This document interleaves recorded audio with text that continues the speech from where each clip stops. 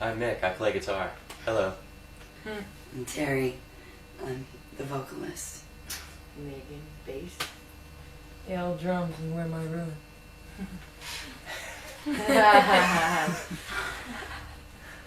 Okay, so would it be fair to say that the new album is really the first My Ruin album as a band album as opposed to like a solo project?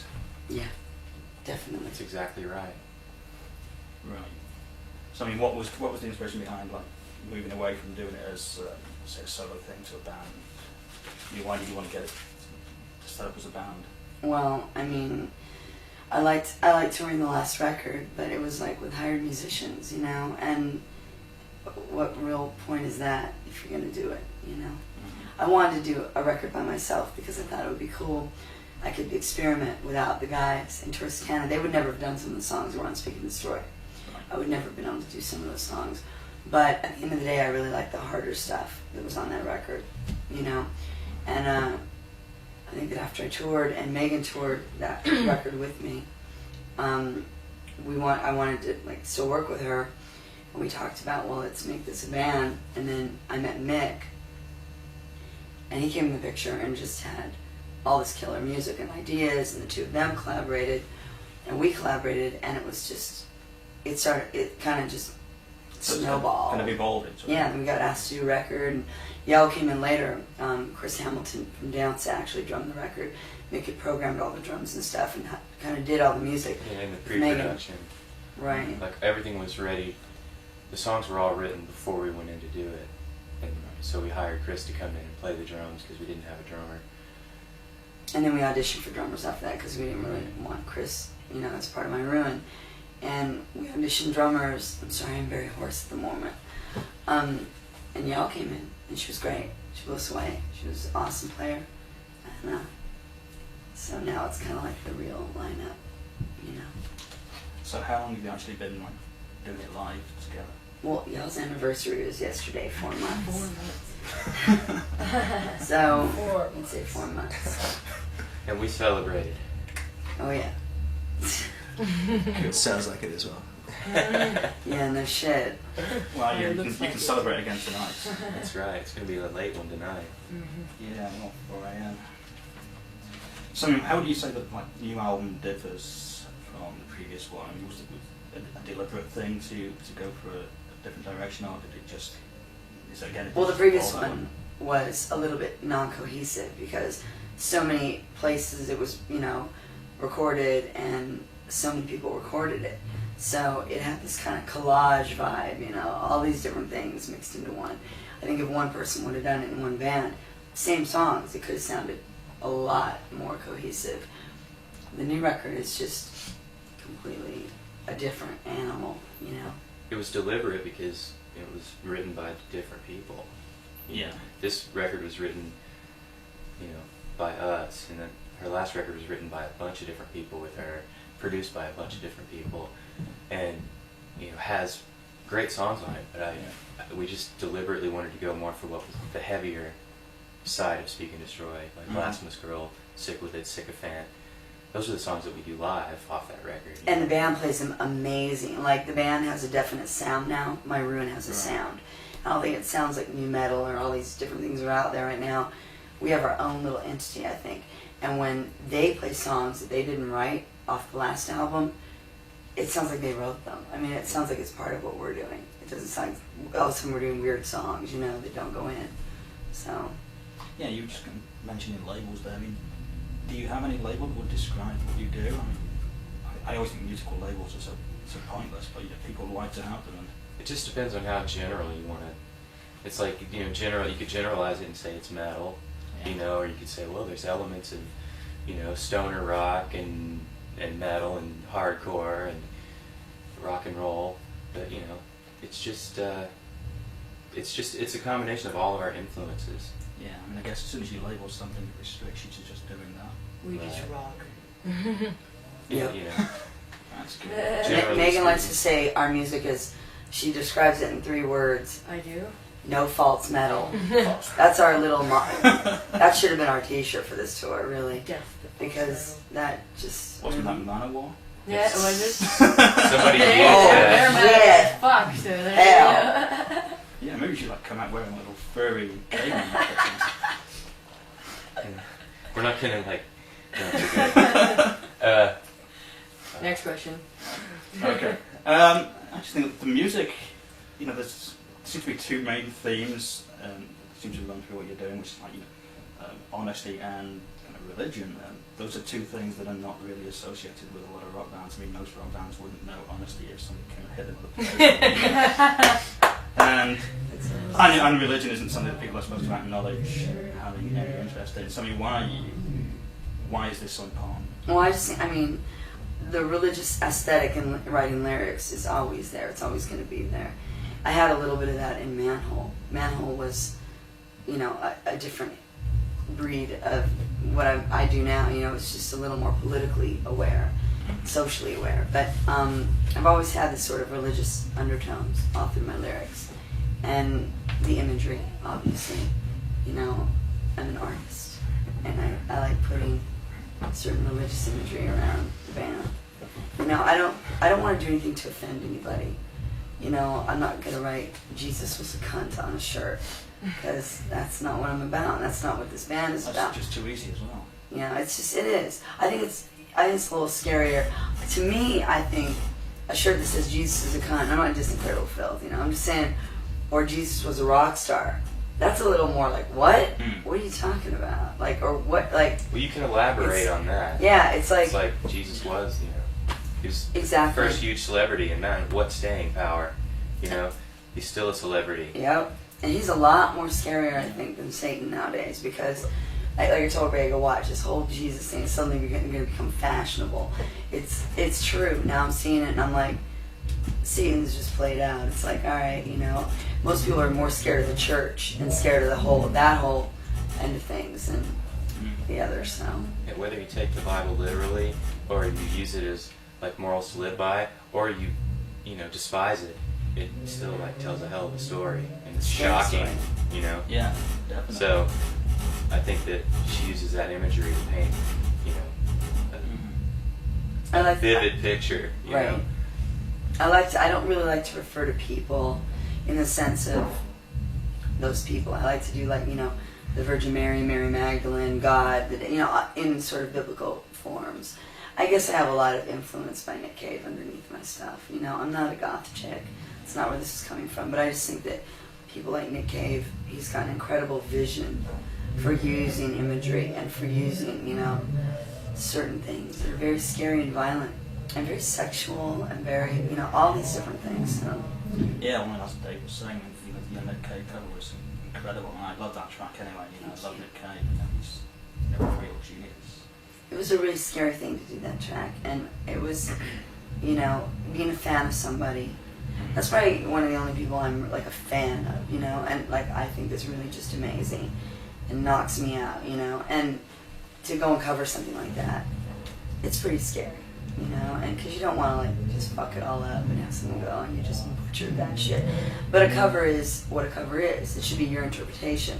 Yeah. It shouldn't be you covering it, then inviting the singer to come sing with it on you, you know, or whatever. It's your interpretation. And to me, you know, like Mick took all the piano parts and put them into guitar parts. You know, we kind of did it a little different, and We did it the way it feels comfortable yeah, for for us. us to make it a My Ruin song, you know, and Probably like any band would do with the cover. exactly. It's getting over on the crowd too. Yeah. And people reacting to that song probably a lot differently. I think a lot of bands have that. You know, Zeppelin wrote Stairway to Heaven. They were like, it's a shit song. You know, it's never gonna go anywhere. To this day, it's like a classic song. I mean, it is a Nick Cave song, but like the My Ruin version of it is pretty classic to our fans. you know? Exactly. It doesn't sound like it's out of place on Well, the album. Does kids, it? yeah, kids, little girls that come to our shows have told me, I don't even listen to Nick Cave, but after I heard that Nick Cave in your show, I went and bought his records, and he's really cool. And I'm like, well, that's great. good, yeah. You know, I got turned on to Nick Cave late. You know, I wasn't like a big fan. You know, I didn't, you know, and so I'm like a late bloomer to that whole thing, and birthday party and everything. And so if I can open it, you know, here's our joke. If I can introduce Nick Cave to the young girls, that's great. She's gonna pimp Nick Cave to underage women. That never came out right when I said it Yeah. one time. So. Yeah, we won't let it go. Jokes, of course. Of course, yeah. He's actually a scary guy. Actually, I had the luck to tour with him like 4 years ago on this big day out tour in Australia. I have that on video. He is one very charismatic guy. He's very old school charming. He's very, I could tell by his interviews, he's very like old school. You know what I mean? Like just cool and very. Very cool. Yeah, there's something real cool about him. It's kind of scary. But you have an interesting choice of cover versions, and because obviously you've got like a back track as well, Tainted Love. So I mean, what makes you want to cover somebody else's song in the first place, and why those particular? Tainted Love actually was just kind of a weird accident almost. I wasn't covered a Nirvana song in past band, covered a Cro-Mag song. I covered these strange songs, but Tainted Love just came about in a weird way, and I like the line, "I'm sorry, I don't pray that way." That was the line that did it for me. I don't know why, but Black Flag, I had heard mixed version with his old band Movement, and he was singing it, actually. And I was like, fucking hell, is awesome. And it sounded rock, not so punk, but not so raw and punk, but really rock and heavy. And when we went to do the record, you know, we're both Rollins fans, and we were like, he's awesome. And, you know, I thought, let's do something something that we both kind of like and really different. And the funny thing is, both Henry Rollins and Nick Cave are like friends, and like they're very similar, writers, you know. So it's kind of weird, but I think we do both the songs live, and you know, one's very beautiful and loving and evil and creepy, and the other one's just fucking balls out in your face, and it's just it sums up my ruin, you know. Yeah.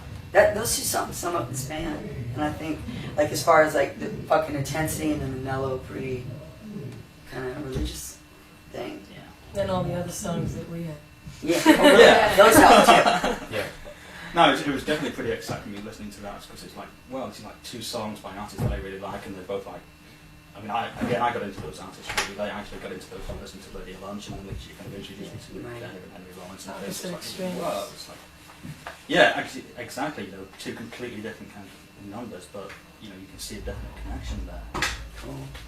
So I mean, when it comes down to the level of honesty and you know, people not bullshitting, but telling the truth, I mean, that's you know, this kind of confrontational for musicians who want to do that, because you know, those are not the kind of emotions that people expect to hear. You know, especially kind of we can call it metal music or whatever.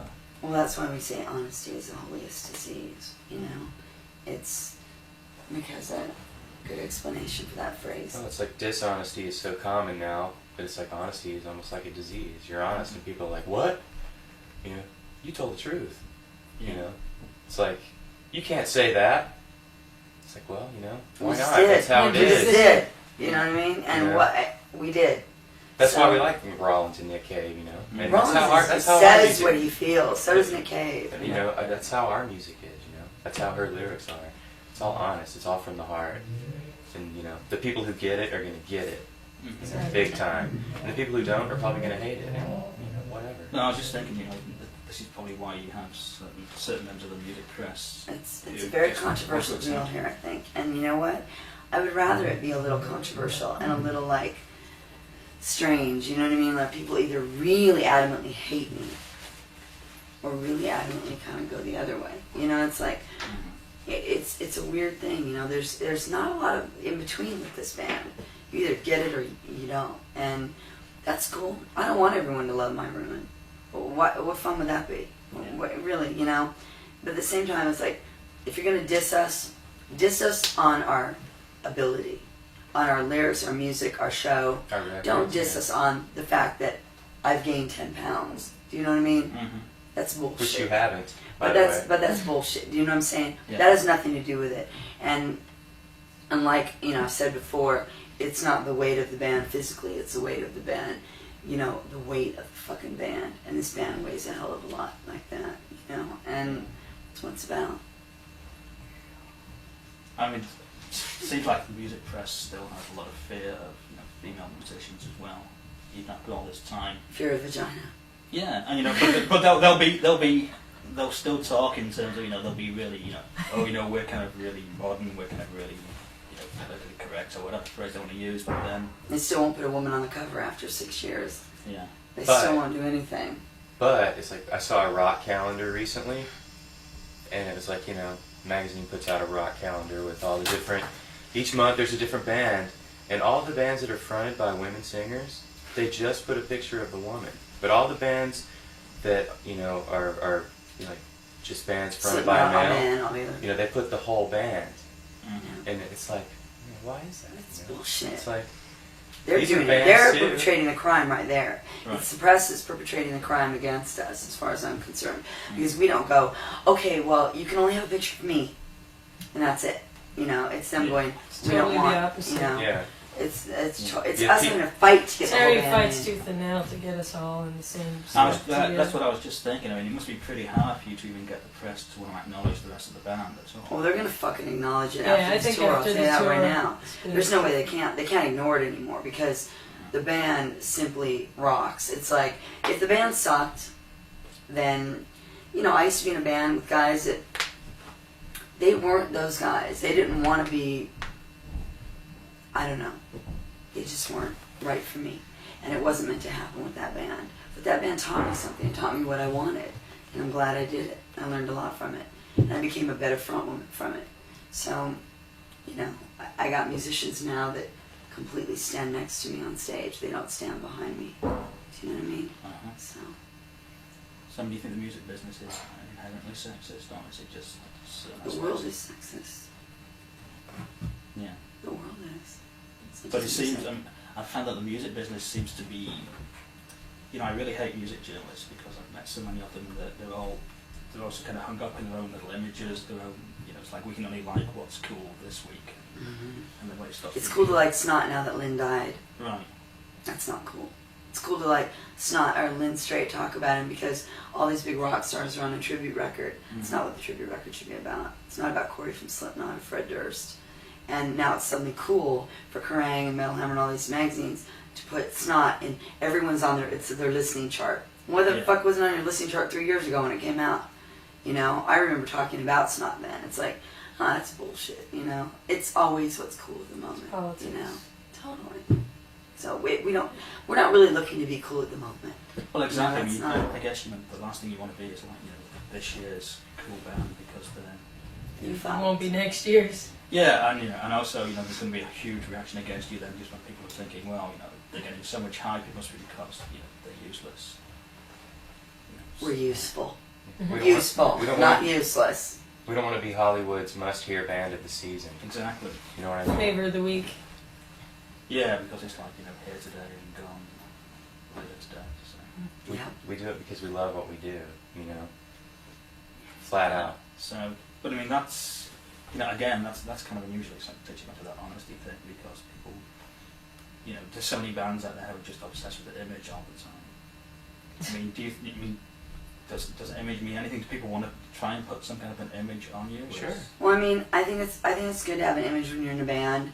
You know, I would like to go see a band that gets up there and has, you know, a cool vibe. You know what I mean? I don't think an image like dressing up like Mudvayne is cool. You know, that to me is an image that's retarded. And it takes away from their music, because I guess they're a really good band. You know what I'm saying? I've heard they're a really good band, and so I'm like, wow, I could never, as a person going to see them, the image would turn me off completely before I could listen to the music. I couldn't get beyond it. I don't want to own a record because I look at them and go, I look like clowns. Well, I can't even relate to this. But it's like, but I hear they're really good. So it's kind of like, you know, you don't need all that. System of a Down, amazing band. Yeah. Played with them for years, saw them for years, you know, and then you see them in magazines all painted up. And I'm like, I know these guys. What are they doing? You know, it's like, you don't need that. If you think that you need that because of whatever, it's like, that's what everybody's putting on you. I don't think, you know, I mean, we look like what we are. You know what I mean? Megan's never going to don a dress and heels. It's not going to happen. You know what I mean? But yet Terry's into, you know, glamour to a certain degree. And that's okay. That's how she is, you know, and we all want to present something that's interesting to watch, you know, but it's not because we don't sit back and go, okay, in the third bar of that song, let's do this together, you know, or, you know, whatever. We obviously we like to look Did good when come we go up on with stage. something last Obviously we night, like yeah. to look like, you know, we like to go out there and give a show. Last missed You know, we're giving a show. We're not going to sit and wear our pajamas on stage or whatever. But it's like, It's fun to rock out. It's fun to rock out. It's you know? fun to fucking get dressed up and do your thing, but it's not, to me, it's not, put it this way, the easiest way to describe it. Who you see sitting right here is the 4 people that are going to get on stage, and they're going to do their thing, and after the show in the club, we're going to be the same 4 people. We're not putting on a costume to get on the show tonight, you know what I mean? Mm-hmm. And that's just... I think it makes it easier for people to relate to you also that way. Yeah, 'Cause I was it's just like, thinking- you're talking to us now, you talk to us after the show, you're still talking to us. You're It's talking to not like- us. Yeah. Yeah. You know, that is part of that whole honesty trip. You know, it's not a trip that we're on about it. That's who we are. Yeah, You know. I just think, you know, the bands who dress up, it's almost like they're frightened to meet.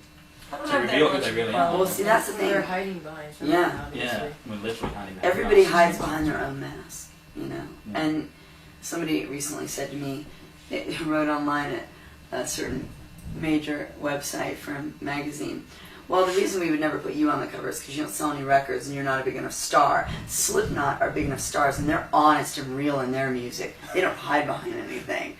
And I'm thinking, what? Slipknot are totally They're rad. amazing. I They're, love they're them. amazing. But Yeah, I saw Slipknot here. But the fact is, they're 9 guys in masks and outfit. You know what I mean? Yeah. They're amazing, and I'm not dissing them in any way.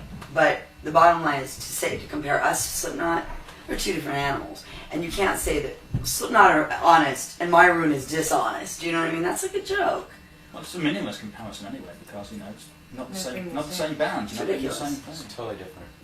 So, it's everybody, I don't know. I just like the fact that I have a band that doesn't feel like we don't have a guy here going, I need to, you know, paint my fingernails, put on makeup, and look like a big fucking new wave alien whatever. They can wear the makeup. I'm not going to wear any makeup. And you know what? And we're I'm not women, into and it. we can wear makeup, and it's okay. Makeup is fine, you know. It's Yeah. like, so the fuck what? You know what? We're not putting fucking dots on our faces and you know some of these contacts in our eye. Certain people should be arrested for the, as Megan says, the fake second-hand generation contact wearing.